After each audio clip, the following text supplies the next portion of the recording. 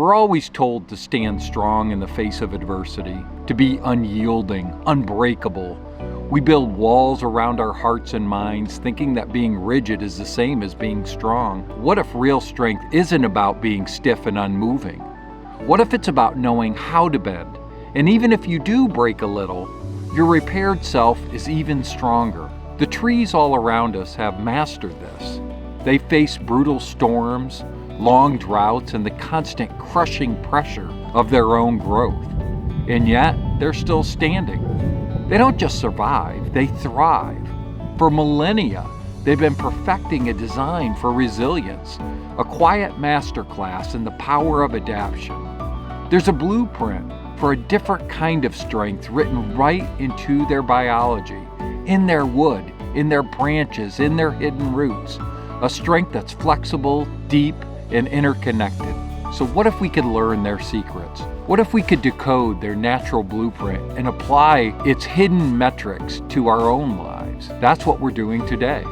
We're going to explore the biological masterclass that allow trees to stand tall against impossible odds and hopefully find a new kind of unbreakable resilience in ourselves along the way.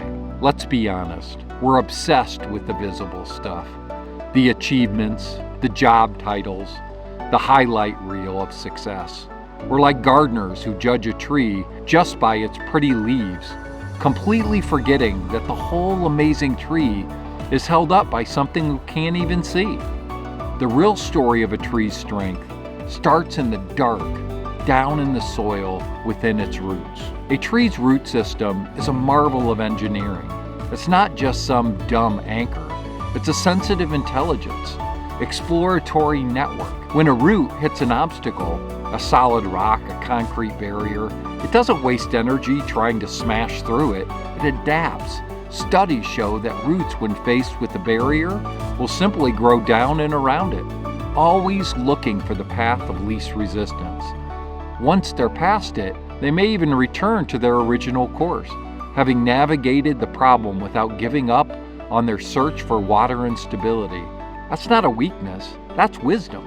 The root knows its job isn't to conquer the rock, it's to nourish the tree. This is lesson number 1 from nature's blueprint. Our own resilience is anchored in our personal roots. These are the core values, our deepest beliefs, and our non-negotiables. Just like a tree's roots hunt for water, our roots seek purpose and meaning. When we face a barrier we can't move in our own lives, a career setback, a personal loss, our first instinct is to push against it, get frustrated, and become brittle. But the tree shows us another way. It asks, can you go around this? Can you grow under it? Can you accept that it's there and still find a way to get the nourishment you need? Real resilience isn't about breaking down barriers. It's about having roots so deep and adaptive that no single obstacle can stop you from growing. If the roots are the anchor, the trunk and branches are the tree's expression of life, reaching for the sun. And this is where we see resilience in action, the art of bending without breaking. Just watch a tree in a storm. It sways, it yields, it practically dances with the wind. A skyscraper built to be that rigid would just shatter. So how does a tree pull off this incredible feat of flexible strength? The secret is in the wood itself. Wood isn't a simple solid. It's a complex material known as viscoelastic composite. It has both the springy properties of a solid, which let it snap back into place, and the shock-absorbing qualities of a fluid, which let it dissipate the wind's energy. Even cooler, the tree is constantly remodeling its own structure in response to the stress, a process called thigmomorphogenesis. Trees that get hit with a lot of wind actually grow shorter and thicker, with stronger roots. These are literally shaping themselves to handle the exact challenges of their world. The very cells of their wood are designed to just give enough, turning the wind's destructive force into a harmless dance. And that's the big lesson for our own lives. We think being resilient means being tough, impassive, and rigid. We brace for the impact, and when the force is too much, we snap. The tree shows us that true strength is adaptability. It's being willing to be moved by life's storms without being broken by them. Resilience isn't about avoiding difficulty. It's about absorbing its energy and letting it inform you how we grow. Just as a tree strengthens itself against the wind, we can build a psychological flexibility. This means we learn to adapt our thinking, see problems from new angles, and let go of the rigid ideas about how life is supposed to be. It's about building a strong inner core of who you are by allowing your thoughts, your emotions, and your plans to be flexible, to sway with the winds of fortune instead of being shattered by them. Okay, so we've looked at one tree, but here's the thing. No tree is ever just one tree. Its real, long-term resilience comes from being connected to the whole forest. Under the ground, there's a hidden world, a massive tangled network of fungal threads called a mycorrhizal network. People call it the wood wide web, and it connects the roots of different trees, even different species, into one big collaborative superorganism. Through this web, trees help each other out in amazing ways. Older trees established as mother trees can send resources like carbon and water to younger saplings that are struggling for sunlight. They can also send chemical alarm signals through the network to warn their neighbors about an insect attack, giving them a heads up to prepare their own defenses. This underground system transforms a bunch of competing individuals into a real community, where the strength of one helps everyone survive. This completely flips our idea of solitary strength on its head, doesn't it? We live in a culture that celebrates the rugged individual, the idea that we have to face our problems alone. But nature shows us that this is a huge mistake. Our greatest strength comes from our own interdependence. Our resilience multiplies when we connect our roots with others. This is a call to build our own mycorrhizal network. We grow relationships based on real, mutual support, not just what we get from each other.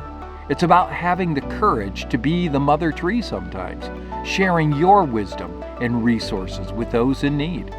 And it's about having the humility to be the sapling, to accept help when you're the one in the dark. It's knowing that when one of us is stronger, we all get more resilient. But maybe the most dramatic lesson of all comes from the one thing you would think is pure destruction: fire. For most living things, wildfire is the end. But for some trees, like the incredible great sequoia, fire is actually necessary for new life. Sequoias haven't just evolved to survive fire, they depend on it. Their bark can be up to 2 feet thick, acting like a spongy fire-resistant shield that protects the living tree from the intense heat. But the real magic is in their cones.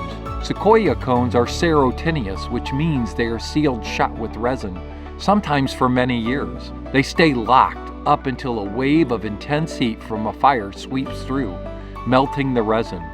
This causes the cones to pop open and release their seeds into the ground below. So the very disaster that seemed like the end is actually the perfect beginning. The fire has cleared away the overgrowth to let in the sunlight and has enriched the soil with a fresh layer of ash. The adversity created the perfect nursery for the next generation. This is nature's ultimate guide to post-traumatic growth. It shows us that the most painful, destructive events in our lives don't have to be the end of the story. Like the sequoia, we can develop our own thick bark, our own emotional strength, our own coping skills, the support of our community to protect our core self when things get rough. Most importantly, it reframes the crisis itself. So the question for us is, what are the serotinous cones in our lives? What new opportunities have just been sealed shut, just waiting for a big disruptive event to crack them open? Losing a job could be the push to start a more meaningful career. A painful breakup can open a door to discovering who you really are. A health scare might lead to a whole new appreciation for your well-being. True resilience, the kind that the sequoias teaches us, isn't just about bouncing back. It's about using the heat of adversity to release the seeds of potential you never knew you had, and to grow back stronger and more alive than ever. The trees were here long before us, and they'll probably be here long after we're gone. They are the silent giants, the patient masters of getting through it. Their blueprint for resilience isn't just a cute metaphor. It's a biological reality written in every ring of their trunk and every tip of their roots. It teaches us that strength is flexible, not rigid, that it's anchored by deep adaptive roots that find their way around any obstacle, that it's made stronger through connection and community, and sometimes it's forged in the very fires that we think will destroy us. The next time you feel overwhelmed, look at a tree.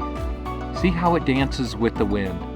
Think about the unseen strength of its foundation and the hidden network that connects it to everything around it. You aren't separate from the world, you're part of it. This blueprint for unbreakable resilience is your birthright too. So I have a little challenge for you. First, the next time you're in a park or forest, just pause. Really look at a tree and think about what it must have endured to be standing there. Let it be your teacher. And second, drop a comment below. What's one lesson that nature has taught you about resilience? By sharing our stories, we start building our own human forest and our own network of strength. So let's get started and stay strong.